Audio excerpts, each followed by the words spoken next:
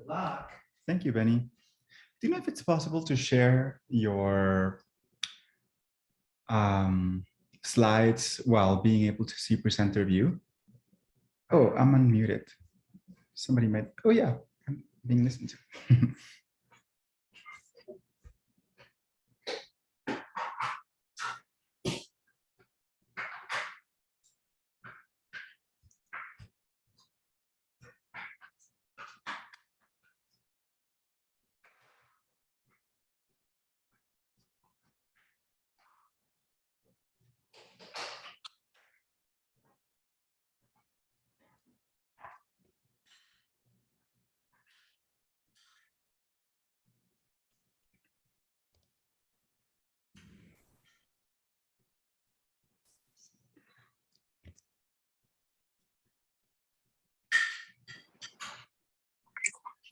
Hi. Hello. Hi. You excited? I am a little bit nervous. Good. Means you're not a psychopath. Yes. So it's good to know. In case you were wondering. Mhm. Doo-doo-doo.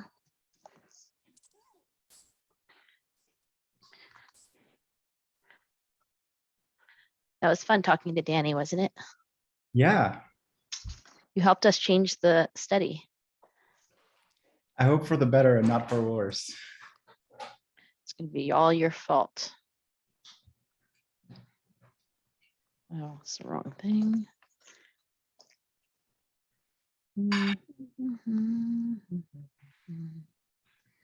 Hi, Danielle. Hi, Victoria. Tennille, when are you moving? Hello, hello. I'm not quite sure yet, but either the end of July or definitely by August 1st. Okay. Well, maybe I could see you before you go I would love that. instead of just for Um, 2 seconds on the trail. Yes, panting while I'm panting. Are you moving by yourself or is Jeremy moving too? I'm moving by myself, but he will be there to help. Okay. All right. Cool. Yay, Chris Soto. Chris, thank you for joining us. It's really nice of you. Yeah, absolutely. Thanks for inviting. It could be fun. And this is Ben. He is almost a second-year student, which I guess means he's a first-year student. Hello. Nice to meet you. Good to meet you. Brent always has that expression when he's logging in. Confused? Yes. You're like the confused emoticon, the one that's like, I'm Hi, good to play Chris. poker with. nice to see you. Good to see you. Okay, well, you are all super nice for joining, and other people from our lab might be joining, but since Alexa, turn the music off. Chris and Chris and Brent are here. Wait, where did Brent go? Oh, he went to a picture. That's a nice picture, Brent. I try. And there's some people whose cameras are off, which is fine. So let's just get started since we only have what's left of an hour. I'll just introduce, this is Ben Lira. He is a almost second year graduate student. And the topic is something which we think would be of interest to people who study individual differences. But it's kind of just like, I think it's a very deep well as it were. And Ben, you can state the goals of the conversation. And I think you're very eager to be interrupted as needed, but I'll turn the mic over to you. Perfect. And thank you all for being here today. For me, success looks like we can get some interesting questions and feedback on how to best frame this paper and where to send it. So feel free to interrupt at any point. The slides here should probably take less than 20 minutes, so there's ample time for discussion. And we can put that in the middle of the presentation. So the title of the paper is What I See My Role Models Do, Elucidating the Mechanisms of Reference Bias. Take a moment to read this item and pick a response that you would give to it. So whatever you would choose, save it on your mind for now. And now imagine a student who's asked the same thing in the same situation. How might she respond to this item? Well, probably she will have to remember certain information, and perhaps an important piece of information is how she compares to her other classmates. So when she reads this question, am I a hard worker?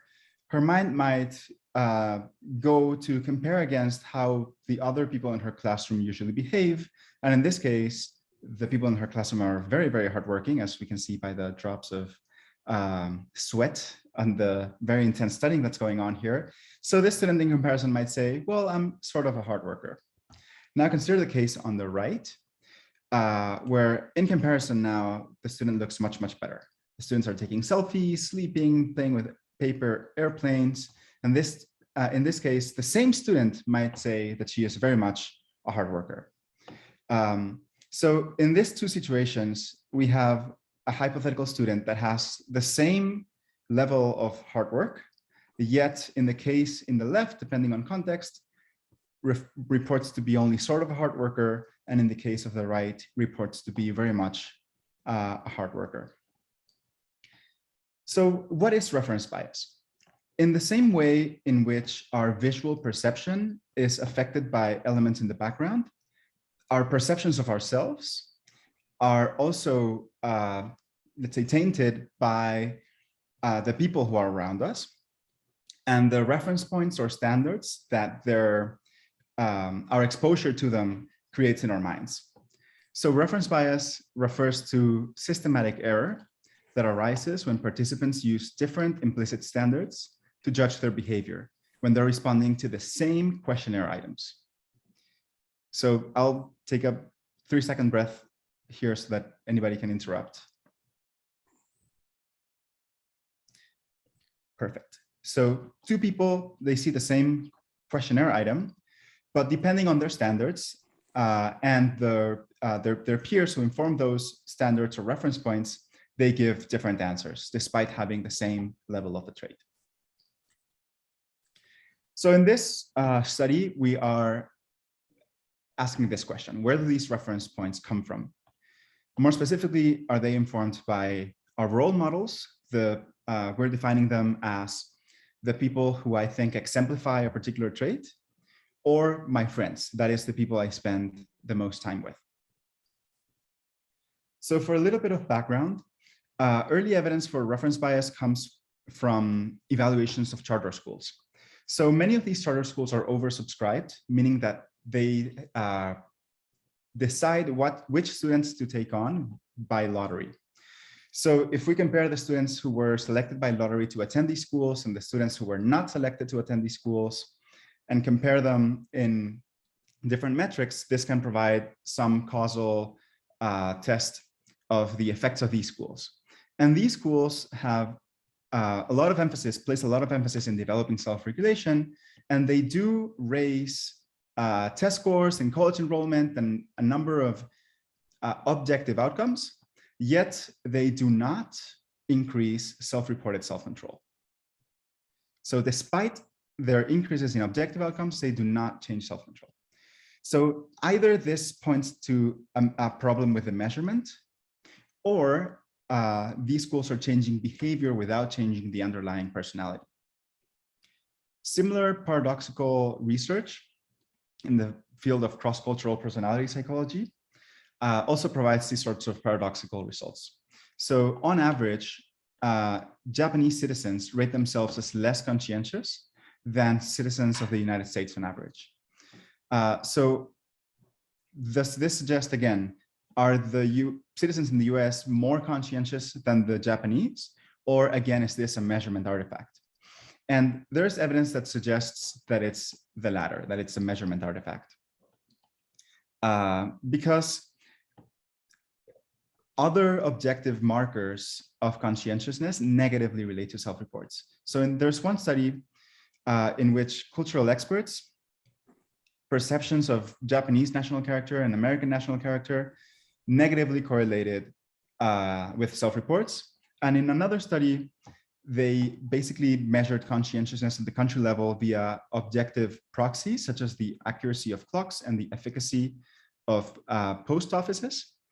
And these objective markers for conscientiousness at the country level correlated inversely with people's self-reported conscientiousness at the country level. So these 2 findings would point at these sort of paradoxical results being explained by a measurement artifact rather than real differences in personality. However, this evidence might not be conclusive. In the case of the cultural experts, their opinions might be biased, they might be wrong. And in the second case, these far proxies for conscientiousness might not be valid enough. There might not be, this measurement might be too noisy. I heard someone unmuting. Is there a question? Okay. So to try to take a step back and try to disambiguate, is this a measurement issue or is this a sort of a real difference in personality? It might be useful to think about how do we answer questionnaires. So dominant models in the survey response literature say that answering questionnaires is a 5-step process. So when I see a question such as I am a hard worker, an item such as I am a hard worker, there are 5 steps, 5 cognitive processes that need to happen. The first of which is comprehension. So I need to understand. So Paul Rosin, I recognize that cough. Sorry about. Okay, I'm sorry. So the first of these steps is comprehension, meaning we have to read these words and understand what each of the words mean, how they make sense together, and what is perhaps the test taker's intention. What are the pragmatics of the text. The second step is retrieval. So we have to remember times where in which we behaved like this or unlike this. Third step is judgment. So we put all of these memories together and summarize them into a single summary judgment. Then we pick a response. Out of the 5 or 7 Likert anchors, we choose one. So here I might say somewhat like me. And then in the 5th step, if there are incentives to do so, I might want to edit my response. So perhaps after selecting somewhat like me, I might say, well, I don't really want to seem lazy, or I really want to get this job, or I don't want to, I don't know, for whatever reason, I might think I probably should change my answer from somewhat like me to very much like me. I'm going to edit my response.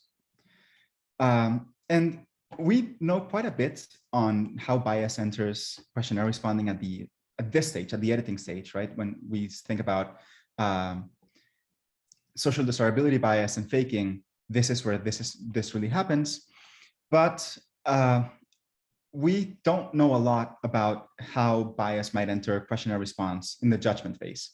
And we know from the judgment and decision-making literature that judgments are subject to anchoring biases, right? So like, if I see a price, for example, the first price I see a product is being offered, I might consider that being high or low, depending on how that changes, right? So, and I argue that reference bias mostly happens at this stage, when we are summarizing all of the memories that came in this stage, and we're putting them all together into a single summary judgment. Well, I have all of these memories. Am I a hard worker? Well, compared to whom? And against what reference point? And taking all of that into account, that summary judgment that I'm creating is going to be made against a certain standard.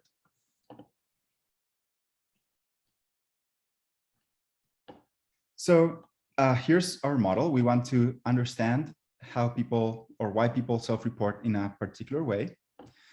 And of course, that is explained by your own behavior.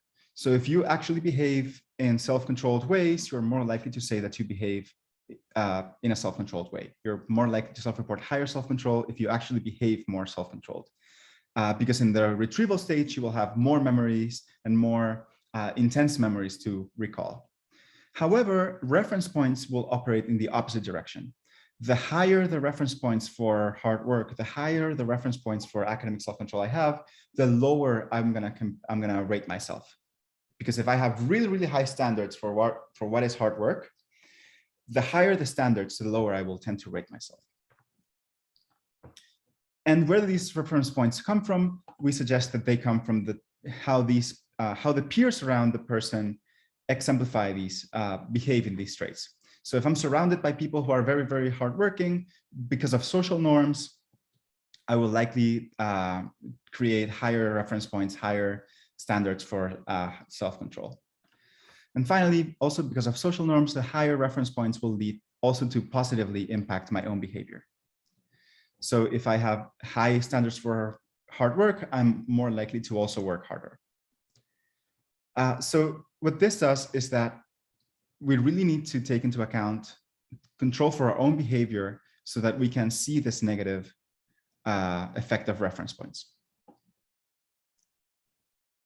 So getting into the empirical details of the investigation, we sampled 10,000 participants for the study, where 1,071 eighth graders during 4 time points across 2 academic years. And we collected self-ratings on academic self-control from them. So here's a sample item. I came to class prepared, and the reliability of this scale was good. It's a 5-item scale. 4 of their teachers also rated each of the students at each time point. And also we collected data on social networks. So at each time point, each student reported who their best friends were and who their role models were. So here's a little bit more detail on how the peer nominations work. Student might see a question such as this: who do you think will stay focused in class even when there are distractions? And here, this student might have selected this girl as her role model for academic self-control. And they saw the question, who do you spend the most time with? And this student might have selected this student as his friend. They did that at every time point. So then at a different time point, the same student might have selected different students as both role models and friends. So we did this over the 4 time points, and we have a repeated measures design. So we averaged these measures across time to estimate between person models, where the question we're asking is, compared to other students, on average, do students who tend to nominate higher achieving peers rate themselves lower in academic self-control? But also we calculated within person models, where we ask a slightly different question. Compared to themselves during other time points, do students rate themselves lower in the time points they nominated higher achieving peers? And I sense a question.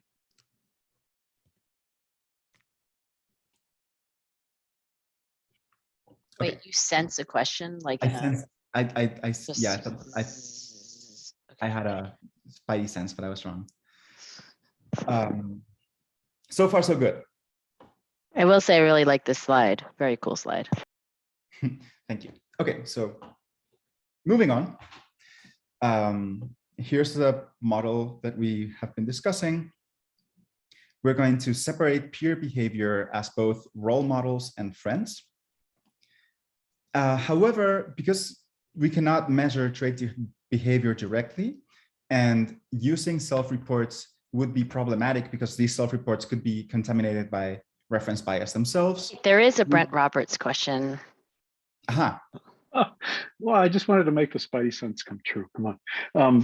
Thanks, Thank Ben. you. I was just curious on the within subject structure. Did you assess their role models at each wave, or was it just at time 1 that you had that?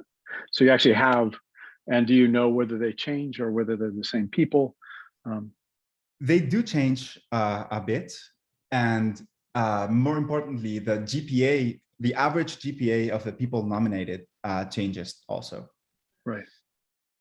So How many people do they nominate at each time point? Like, it's not just one, right? Like, it's not just like one role model for academic self-control. they nominated 2 friends throughout at each time point, and they nominated 2 role models at time 1, and then times 2 and 3 and 4, they nominate a single role model. Thanks. One more question. Do they nominate role models correctly? Like, as in, are they actually people that are judged as higher on the characteristic that they're trying to nominate people on? So it's based on their perception, right? So whoever they Oh, but I think, think Kadeem is asking, like, have you checked the data to see whether, Yeah. for example, teacher ratings of nominated students are higher? so Exactly. I think this is what you're asking. So for example, if we look at the second column, right, academic self-control, if a student how many times that student was nominated as an academic self-control role model correlates at 0.20 with their self-reported academic self-control, and 0.32 with the teacher-reported academic self-control. So there seems to be some validity, like people are not just randomly nominating people or just nominating their friends. It is a good question. By the way, I think for gratitude, like, well, can you go back to that 1 second? Just Oh, yeah. because, Uh, because I think the diagonal should be bigger, right? It's like if I were nominated ideally, for, yeah. right? So like if I were nominated, so column 4 for gratitude is like if I were nominated for gratitude, like It's it's highest. It is the highest for for self-reported. self-reported, but not for teacher reported. Right? Right. Just saying. Yeah. Mhm. Anyway, that's a good note. I think we should maybe look at that and ponder that a little more. Kadeem, if we're getting that as the right question. But Mhm. and I think- that's exactly what I was looking to get the answer to, because you can imagine people just like make mistakes. Like they Yeah. think certain people are really good at stuff that they're actually all objective or close to objective measures suggest they're not.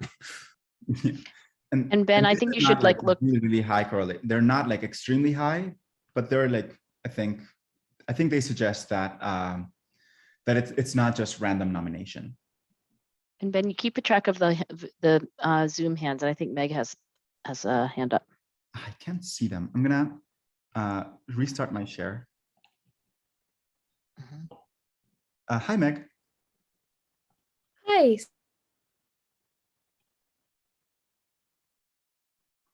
Meg's frozen, I think. I can't see Frozen them. in mid-high.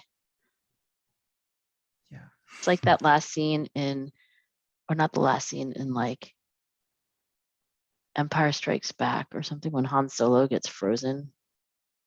Remember? Is that Return of the Jedi? Anyway, he gets frozen like this.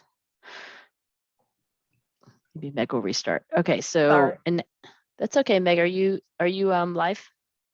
Yes, sorry about that. I think it kicked me out and I had to re-enter. But I was wondering, when you got the teacher reports, did you ask for both objective academic performance and then also things like conspicuous class participation?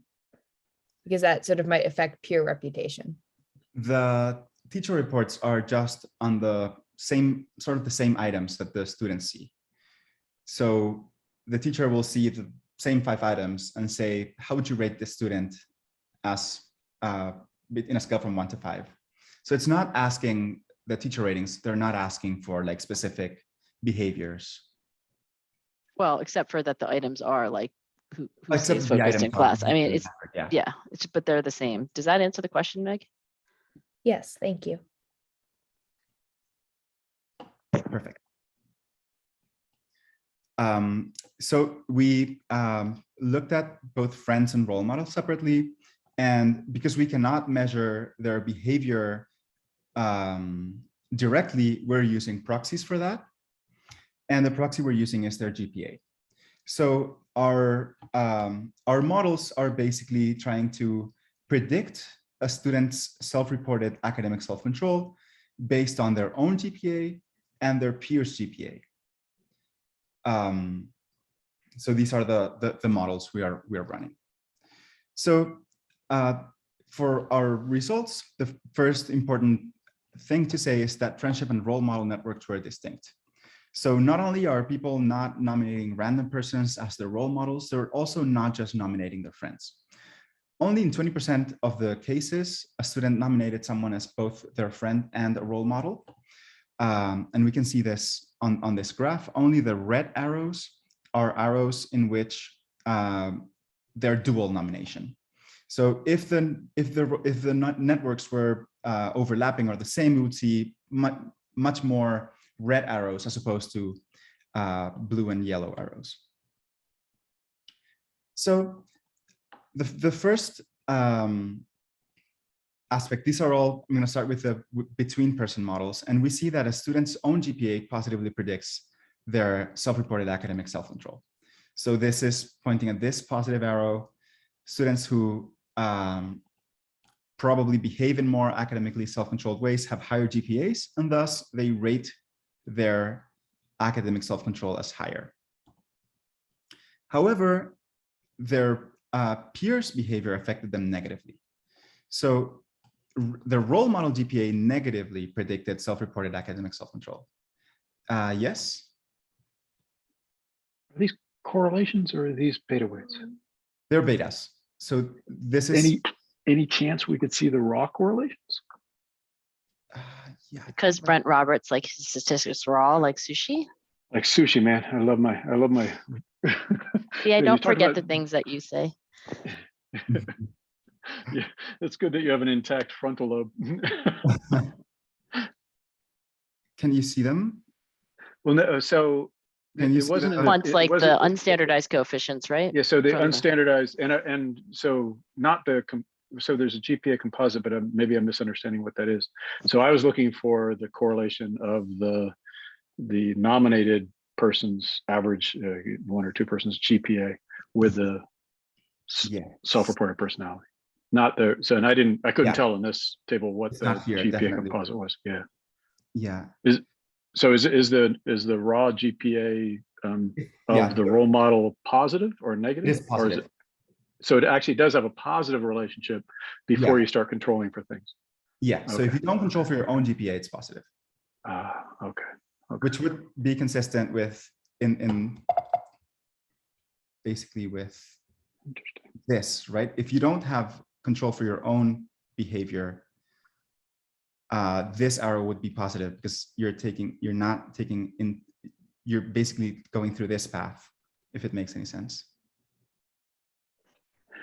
Or It's a mul- confounds or whatever. It's a multivariate space, and my limited cognitive capacity is usually cramp when I get to this point. So, But yeah, right now. it's positive. So if you just have like Okay. bivariate association between role model GPA and own self-report academic self-control, it's positive. It's Cool, it's like expected suppression then, like it's like your Yeah. model like sort of runs on suppression. Like you're expecting to have suppression effect. Yeah. So we see this Almost like a negative. theory of suppression effects. Or like Wait, what? it's almost like a conceptualization based on suppression effects. Exactly. Yeah. Yeah. Yeah. Like this way of like even operationalizing or, getting at, I'll say reference wise was actually not Ben's idea or my idea. There was Jim Heckman had let's see. There was a student at University of Chicago who got his PhD, who I don't think directly was supervised by Jim Heckman, was like basically in that department. It was like it was an econometrician, and he had this idea, and it only took me 6 months to understand. Mhm. But anyway, so Ben's building on that, but it wasn't our idea. Took me 8 months to understand. True. Anyway, it's that guy, number 2. Yeah. So we see negative effects for role models, but not for friends. So friend GPA was unrelated to students' self-reported academic self-control.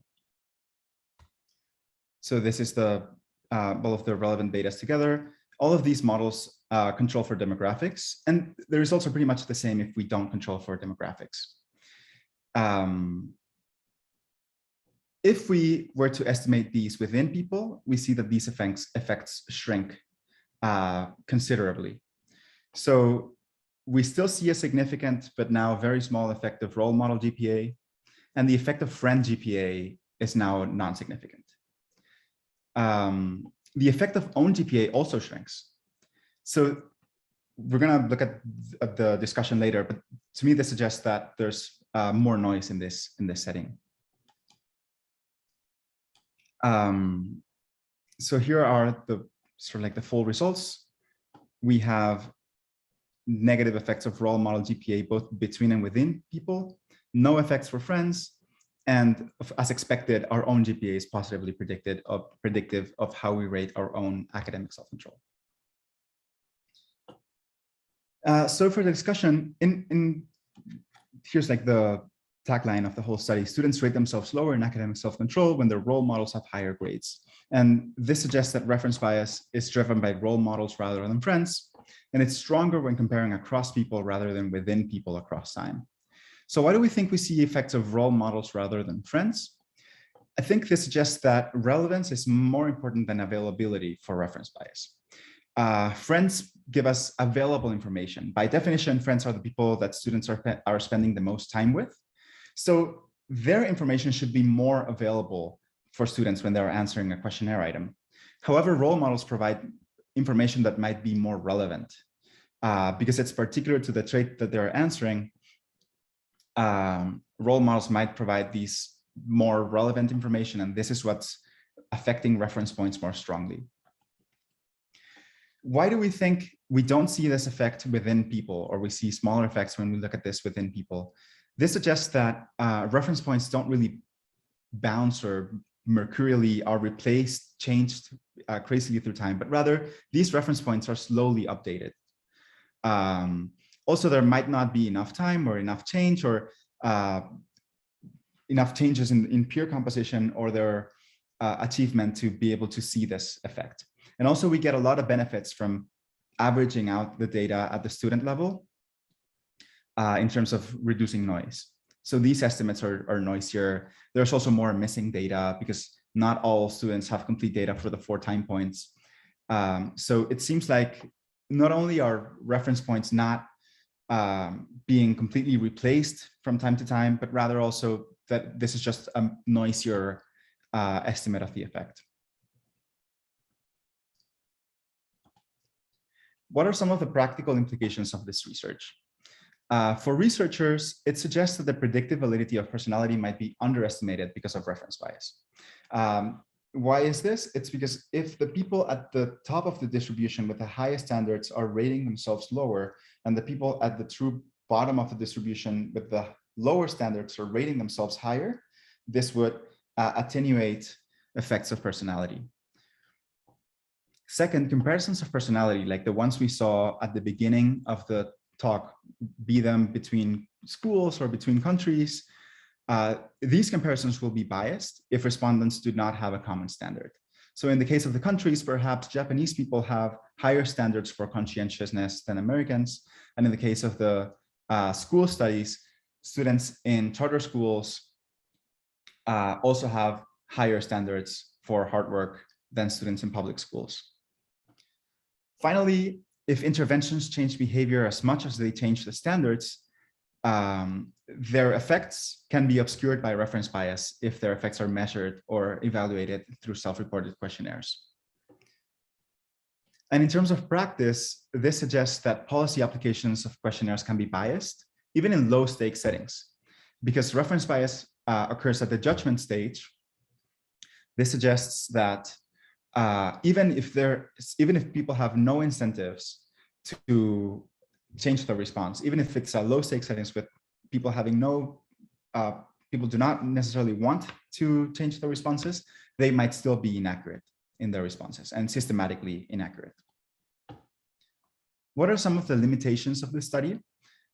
First, there are limitations of causal interpretation.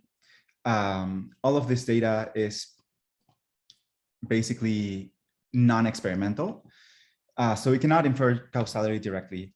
And future studies hopefully can manipulate peer groups or reference points and see if they can create or generate this bias in the lab. There are also limitations with operationalization. So we use GPA as a proxy for students' own and their peers' trait behavior, but other proxies might be useful, especially for estimating reference bias in other kinds of measures or other kinds of variables that might not be so tightly linked with GPA as academic self-control. So when I was showing the supplementary slides, you might have seen that we originally had data for gratitude and interpersonal self-control and other variables. And for those variables, they were more unrelated to GPA, and therefore our operationalization didn't really work as well for those kinds of other variables. There are also limitations in terms of the network sparsity and definition. So the networks were quite sparse, meaning each student nominated 1 or 2 peers for each of the categories. And hopefully future studies can have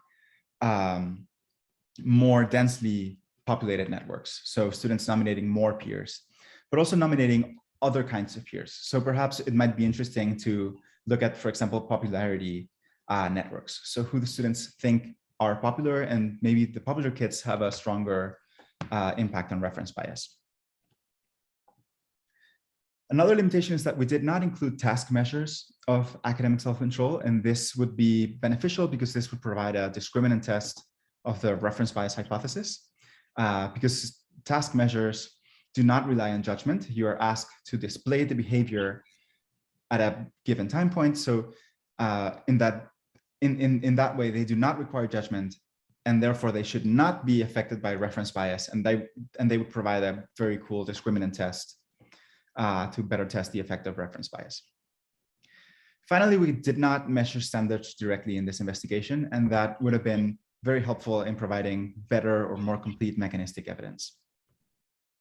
So in conclusion, when students are answering a questionnaire item, and not only students, when people answer questionnaire items, not only do they look within and try to remember situations when they have been hardworking, but they also look around. And it seems that they look more at their role models rather than their friends when doing these judgments about themselves. So that's the presentation. Thank you very much. That's all of our collaborators in this project and related projects. And this is Pablo, who created that really cool technique that I'm using. Thank you so much, Ben. And since we do have some special guests from other universities, and I know we proactively reached out and kidnapped Chris, and Brent, I wondered, as like actual individual different psychologists, like what your critical reactions are. Sure, I'm happy to jump in. So, yeah, one thing is just, this is a very cool finding, right? That how my peers are doing in school affect how I judge my own level of academic self-control or grit or conscientiousness. That is just fundamentally an interesting finding. So well done. And then I've got kind of 3 suggestions, maybe from the most specific to the most general. The most specific one is to explicitly say a bit more about how you're using GPA here, because when I first read the abstract, and I think for most psychologists, when they see GPA, they immediately think outcome variable, and that's not how you're using it here. It's really a performance-based indicator of academic self-control. Yeah. So I think you want to say that technically, and I also think you want to explain that conceptually, because the logic makes sense. It's like, if I'm asked to judge my academic self-control, I compare how I'm doing in school to how my peers are doing in school. If my peers are doing better than me, that's going to bias me toward rating myself low in academic self-control. Whereas if I'm doing better than my peers, it's going to bias me towards rating myself high in academic self-control. And that makes perfect sense. I think you just want to say that explicitly. Yeah. At that logic. Second suggestion is about the end of the introduction and the results section, of also being more explicit. Sorry, that's going to be my theme here, about just exactly what the research questions and hypotheses are and how those fit with the results section. Going through the results, like sometimes it was clear to me why a particular analysis was being reported in a particular place and what it all meant, but sometimes it was not clear. But I think you do have 3 clear research questions of first, does peer performance affect self-judgments of academic self-control? Second, to the extent there is an effect, is it being driven by the peer role models or by the friends? And then third, if people change their peer role models or friends over time, does that also change their self-judgments? And I think you've got good ideas about all those things. You've done analyses that address all those things. I would just make it clearer what those questions are and which results fit with which question.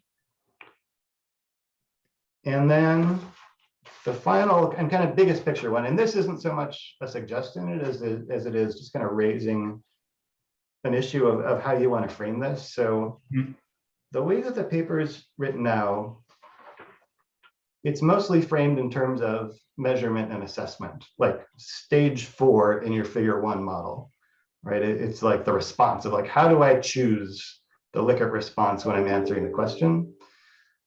And this certainly has implications for that. If you frame it that way, it's going to be the best fit for a measurement or assessment journal, and it's mostly going to be cited around that particular measurement issue. There is an alternative framing here that has to do with more of the self-judgment process itself, like how do people decide how academically self-controlled and gritty they are? That's a more social and personality psychology type framing. It's more of a stage 3 in your figure 1 process. And your data are ambiguous, which is both good and bad, right? Because you're not sure exactly where this is happening. I mean, intuitively, I think it's at least as plausible that the peers are having the effect at the judgment stage rather than just the response phase. Yeah. Anyway, but you can talk about implications in terms of both of those things. And yeah, think about how you want to balance those 2 framings and how that affects, where you want to send it and how you want it to be citing. Very helpful. Those are my Chris, three. do you have a preference between those two framings or like a lean if you were the advisor? I mean, I like both of them. I'm a personality psychologist and a measurement nerd, so they both appeal to me. So I let other people weigh in about that.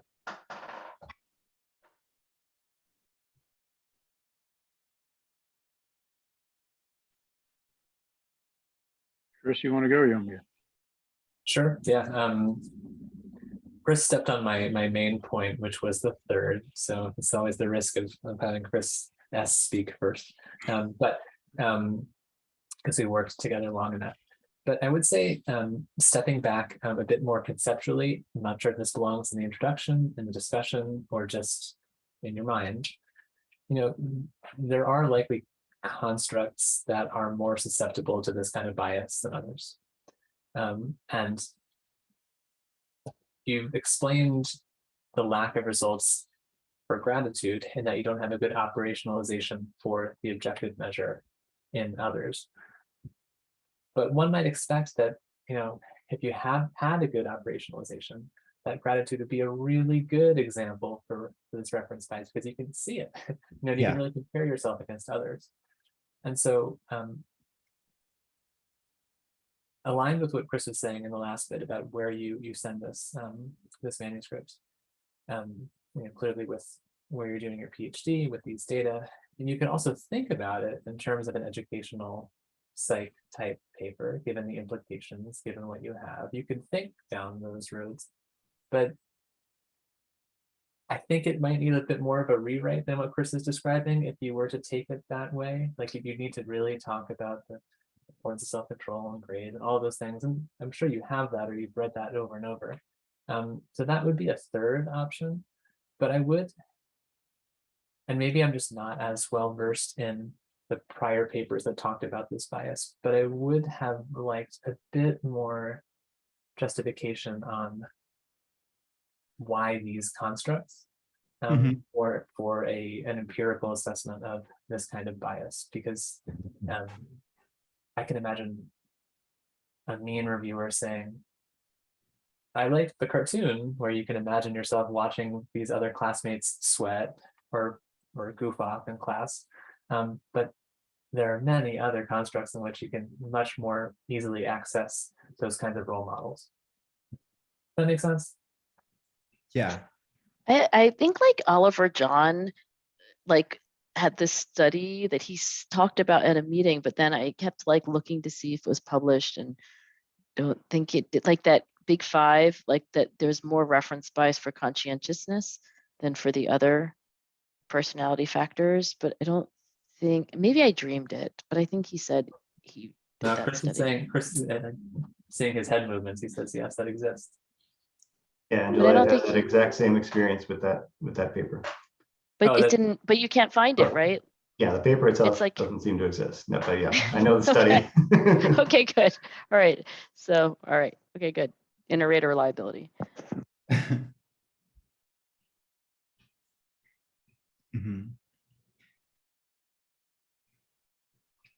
Angela, by implication, I think you wanted us to speak first, so I'll go now. I have a series of questions for you, Benjamin. Do you go by Ben or Benjamin? Ben is fine. Ben's fine. Okay. First question is, since I'm about to visit, to begin in my education friends, is whether you consider the big fish, little pond idea and literature, because I'm not, well, I published a couple papers in that space, and it seems to me that you have basically their paradigm. So I'm curious whether that was, that omission was on purpose, or do you think that what you're doing is different? Yeah, that is a great point. And it is very similar. I think the main difference between this and the big fish little pond effect is that the big fish little pond effect is for self-concept. So by definition, your self-concept is whatever you say it is. Whereas these kinds of measures like academic self-control or conscientiousness or gratitude or whatever, they are supposed to represent behavior. They're supposed to be key to the outside world rather than the inside world. Okay. Do You agree with Okay. that, Brent?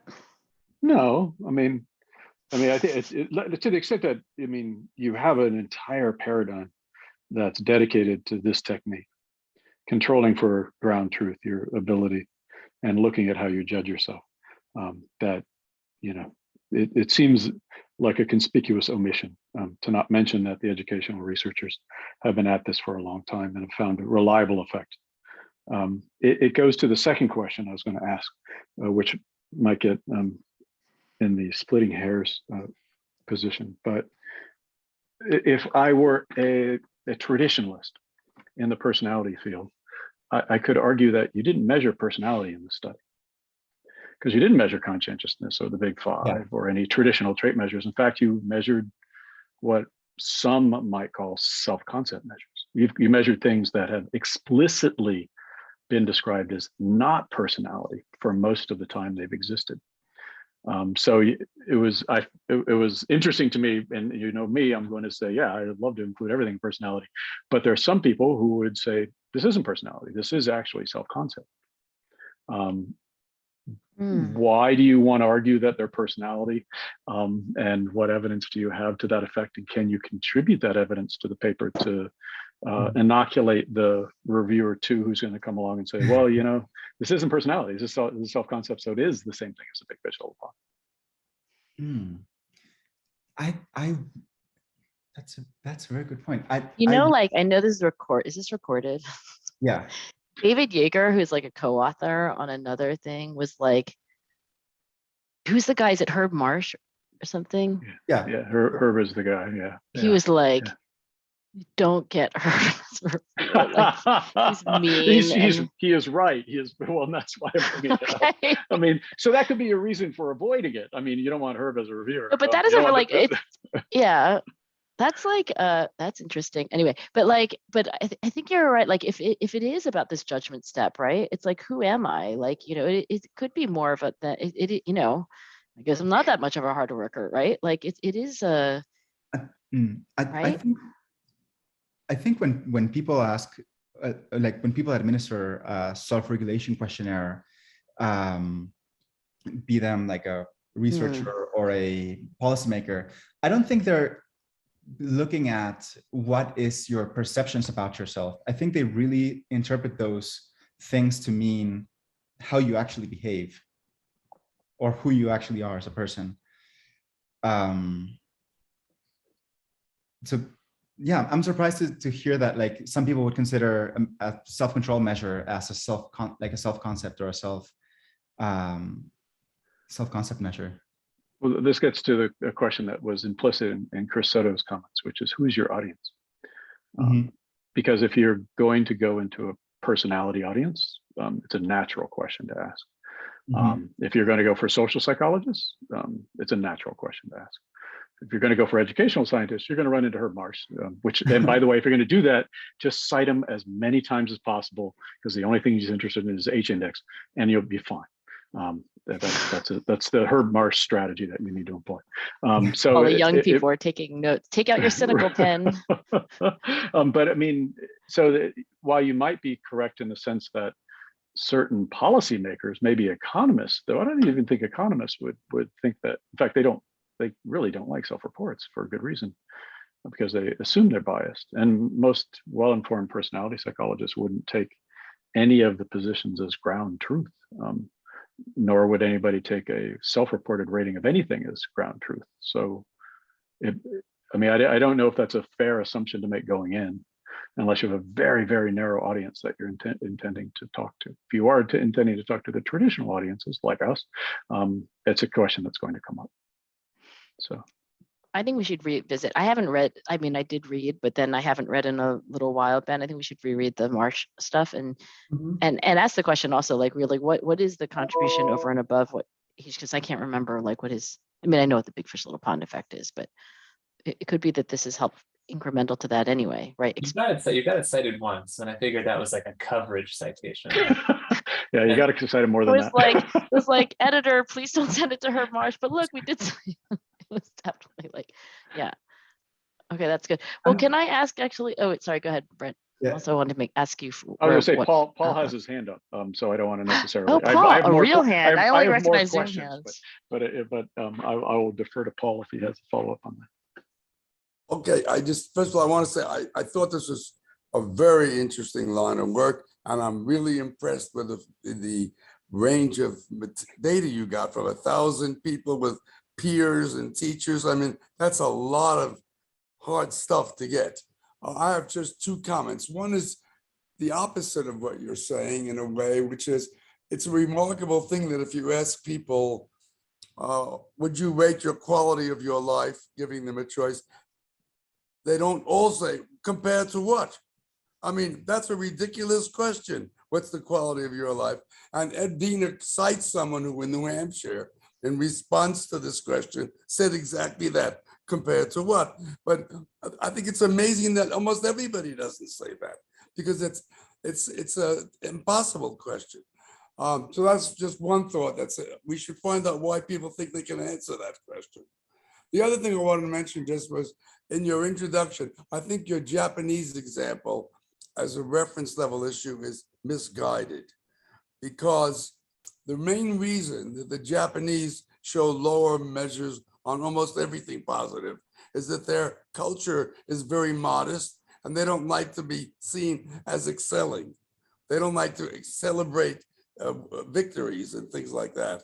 And so there may be a reference level thing there, but the main thing that Steve Heine talked about was a cultural difference in self-aggrandizement and its consequences. So I don't think that's the right example, though there are many examples that are cultural. So those are just two thoughts, but they're both aside from your major thrust, which I think is really important and very well done. Is that also true of South Korea? Because I think that's the other country that is like at Yeah. the bottom. I guess you could argue that Asian countries are self-effacing. I don't know if that's true of I don't know Korean data. The data on Japan is very clear. It's not an Asian characteristic as much as a Japanese characteristic. I mean, we have a study using the PISA 2012 data with 64 countries. It's an Asia phenomenon. So there's a measure of conscientiousness in there, and it predicts the outcomes as you would expect across every country. And yet the means are such that all Asian countries assess themselves as lower, with it being more conspicuous in Japan, but not greatly so. Which invites an interesting reference point question. What's the reference point there? So, but I didn't have that question. I did want to ask one other relevant question to the audience and to the assumptions built in. You bandy about the term bias, and I think there was a question earlier that was getting to this point. But if you use the term bias, it assumes you know what the ground truth is, and how things are biased. And it struck me that it doesn't. It could be interpreted a different way. Somebody who has friends who are really self-controlled might know better where their level is, for example. And it's the people who don't have highly self-controlled friends might just simply be naive, which isn't biased. It's just not well informed. And so yeah, this is another thing. If you're getting into the judgment folks, the Samin Viziers as reviewers who do this work, the David Funder students, when you use the term bias in this way, you're appealing to a social psychology audience. If you go to a social psych outlet or audience, they'll be fine with this. If you go to people who actually think about accuracy and bias, you've only assumed one side of the equation. Why is that? And is there any problem with talking about accuracy in this case? And in what direction and where and how you've identified bias per se? Yeah, that is a great point. And we've debated that, Angela. Like we've talked a lot about, like, should we call it bias? Should we call it noise? Why do all the personality psychologists call the other biases bias? Isn't it called like social desirability bias and bias? Anybody who entertains the concept of social desirability bias is, by my estimate, a poorly trained psychologist, because you can't measure it. Right, exactly. I was going to say, where's ground truth there? Because there's no way. That's why you shouldn't use any of those measures. Yeah, and most people don't. But when you teach your students about social desirability, do you just call it like the social desirability effect? Just you can talk about it as an abstract concept that people might be, as Paul said, in relationship to Japan, you have the opposite there. You have a modesty norm, which is that you should underclaim, and in other places you have overclaiming. Can we measure that? No, not with a self-report. It's rather ironic to think you could actually measure some of those things with self-report. I know, it's like Yeah. ridiculously stupid. But what would you, because Barbara Mellers, who's, you know, in the judgment literature, was on Yeah. Ben's committee, and she raised exactly that point, Brent. She was Yeah. like, as somebody in JDM, I'm like breaking out in hives, like listening to you talk about this as bias or whatever. Like, so what would you, how would you phrase this? Like, because it has to have a name, right? And in the literature, I think it's usually called reference, but that's what Steve Heine calls it. But is there a better term? I mean, it's more of a conceptual thing in some respects, how you want to approach the project. The project is framed right now as identifying the effect of bias on things. And you haven't gone into the other data you have, which you could if you were going to go for an accuracy and bias perspective. You showed us, for example, some of the convergences between different perspectives, which is really cool. Twice as large as the effect of the bias effect, so to speak. So if I were an accuracy and bias person, I would say, well, you got more accuracy here than you do bias. And then you would ask other questions, like, for example, you probably do have data you could predict with and without controlling for the factors that you do in your model. Are you interested in doing that? Because you go there in the conclusions, for example, and you want to assume that the bias could be a problem, but you've got the data sitting in your files to actually ask the question, does controlling for the potential biasing effect of your peers do anything to the predictive correlates of the self-reports? And yeah, if you're going to mention, this is what I always say, if you're going to mention the discussion and you got the data, you're inviting reviewer two to say, please show me the data. And so I would assume in this case, you've got a lot of really cool outcomes that you could actually predict from the self-reports, including GPA. And then ask the question, if I control for my friend's GPA, does that correlation go down? Does it go up? Is it affected at all? But you have your own GPA already in the thing, right? So it's like Right. own GPA and peers. You mean like prospectively predicting the next GPA. Perspective or some other Yeah. outcome, or Yeah. just anything. Teacher ratings or something. Teacher whatever, ratings, anything. But then yeah. you start getting into this, the more nuanced questions of, which position is ground truth. You've got observer ratings, which is really cool. And most of us don't assume either position is ground truth. But it's still because it begs for analyses that are really, really cool. Which of these things contributes to the prediction of outcomes? And is the biasing effect large enough to really affect my validities for things that I care about? You've got the data structure to be able to answer that question. So you're suggesting, for example, we compare two models predicting GPA from academic self-control. One of them includes your peers' GPA. Yeah. Right. So, if I mean, if it is a bias, then it should be that, like, well, change right. that Like you should relationship. be able to predict something better when it's accounted for, when it's corrected for. Or worse, right? I mean, you've said basically in the discussion that, look, if people are being biased by the framing effect, then that reduces the utility of their self-reports. I mean, you've gone so far as to say that the lack of change in some of these intervention studies is the result of people not framing their self-reports appropriately. So you've implied throughout that this framing effect is going to undermine the validity of these. You've got the data to be able to test the validity of these self-reports, and to test how much of an effect controlling for those peers would be. If there's a bias going on, then we would expect that including the correlation, including your peers' GPA, academic self-control will be more predictive. More or less, depends on which way the bias is going to go. Right? Oh, that's very interesting. Gives me a headache. If you look closely at the big fish, little pond folks, they, for the most part, don't ask that question. And when you do ask that question, it doesn't have any effect. They tend to look at something you could report here, which is, does having these high, level friends in these dimensions reduce your self-ratings? So their argument is, you go into a high stake school where you have to be selected in, and suddenly you rate yourself lower than equally able students at less rigorous schools, for example. And that's the big fish, little pond. It doesn't have any relationship to whether those self-reports then predict outcomes. Then predict other things. Right. I know we're just at time, but I just want to say this has been great. And Ben is a really great first / almost second year student. And Chris and Brent, thank you so much. Like, as you know, I'm like a little bit self homeschooled when it comes to my psychology training. So so to be continued, maybe if we won't bother you too much, but it's been super helpful. And Ben, anything last thing you want to say? It's 4 o'clock. Ben, last words? Yeah, I just want to say thank you very much. This has been extremely helpful. And we'll work out revision and hopefully we can get some feedback again later. But thank you so much. Thank Okay, you. see you later, alligators. Good job, Great Ben. presentation, Ben. Good. Really well Good luck done. with things. Thank you.